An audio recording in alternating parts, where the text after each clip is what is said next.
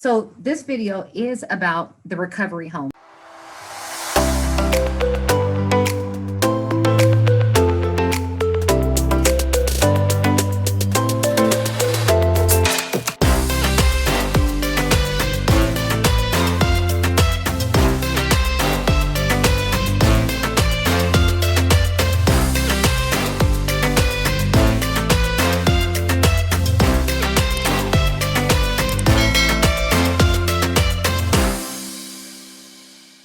So if you don't know what a recovery home is, and I didn't until I started looking at leaving my home state to go get cosmetic surgery. So these are pretty much anybody can set up a recovery home of almost like an Airbnb. Somebody has a house or an apartment and they rent it out and they're taking care of 2 to 3 individuals who just had surgery. They'll have not always the most qualified individuals there taking care of you. So these aren't always CNAs, certified nurses who should be checking your blood pressure, blah, blah, blah. These could just be anybody, right? So I'm going to share the location that I went to. So number one, I got suggestions from others from the Facebook surgery groups, things I researched, Instagram, massage therapists that were, oh, we recommend this person, we travel there. I got another video on that. So as far as the recovery house, you book the surgery. Some places have their own hotels that they put people in. You can hospital stay. And then other ones is you go and you pretty much are paying for 24-hour care with food. The food isn't always the best. I mean, we had stale snacks. We had incompetent CNAs, whatever you want to call them, that was there to support. This location, this place I went to was Dream House Recovery in Miami, Florida. They don't disclose the address until you get there. And then when they tell you, they'll pick you up the driver will be there. They'll call you an Uber because they might be picking up another surgery sister. So when you look at the Instagram and see all these people in these Cadillac and Escalades, you might not get the Cadillac and Escalade. You might just get a random pickup, get dropped off to an unknown location that they don't share, right? Because it's private, but you don't know until you get there and you get dropped off and the Uber driver is like, oh, is this where you're going? You're like, I think so. So that's number one. I think if you're going this place in particular, let me go ahead and just start sharing my screen because I want to make this video as productive and as short as possible. They were not, all I could tell you is that I had a horrible experience.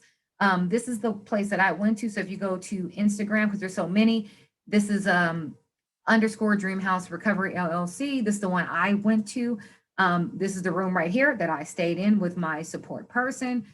This is not a bed. They didn't have a step stool until I asked for one. This is not a place that you want to go to right after you've had a tummy tuck, because I had to climb up on the bed.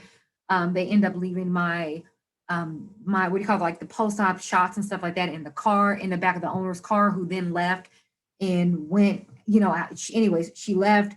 I couldn't get any of my stuff. They were, complaining about washing my clothes. You had to ask to even help have your drains changed. I mean, I'm happy that I had my homegirl. Shout out to Mo. Had my homegirl go with me. This was not the place. Even one of my surgery sisters who just had a BBL and lipo, she was already looking good. She was taking care of herself. Like when I tell you they were so hands off, food wasn't good. Like, yeah, all this stuff looks nice. Nobody is really down there because they're down there on their phones gossiping or whatever the heck they do. They do have the massage. Here we go. Show you this, the massage table where your masseuse come if you're in a hallway. So people coming in and out of their room is very open. Every now and then they can put that up, but for the most part, it's basically you're like at the upstairs of like a 3-bedroom and it's older, right? But most of these places are older. They're older. They haven't been remodeled. They're just making the money and you're getting whatever somebody cooks for you. I think it was like day 2, we end up having to order a salad because the food was just not good at all. So let me stop sharing. I'm trying to stop sharing. Anyways, I just wanted to share that. That's the place that I went, gave them bad Google reviews. So I have no qualms or problems of saying, this is my experience. I mean, all I could tell you is that they left my faja in the back of the car. I was rushed from my post-op because they said they had to go pick up somebody else.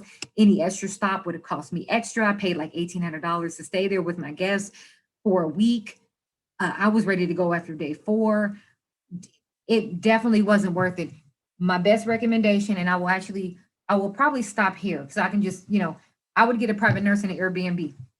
Long story short, if you get an Airbnb, private nurse, 24-hour care for like the first 3 or 4 days, you will be okay. And if you don't have double surgery, like I had the tummy tuck muscle repair in the BBL, but if I just had the BBL and the lipo, 3 or 4 days, probably a fraction of the cost, and you can get your behind back on the plane. That's what I would recommend. Definitely I do not recommend this place, but I've heard good things about them. Other people have good experiences, and especially the ones out of the country. They have their pros and cons as well, right? But all I can tell you is that from what I have read myself in recovery homes, none of them are like what they portray to be. It's like, living in a low, income apartment, but you got some nice stuff in there from Pier 1. Does it stop it from being a low income apartment and crappy? No, it's still the same thing. It's just all glammed up with a bed that has lights or something.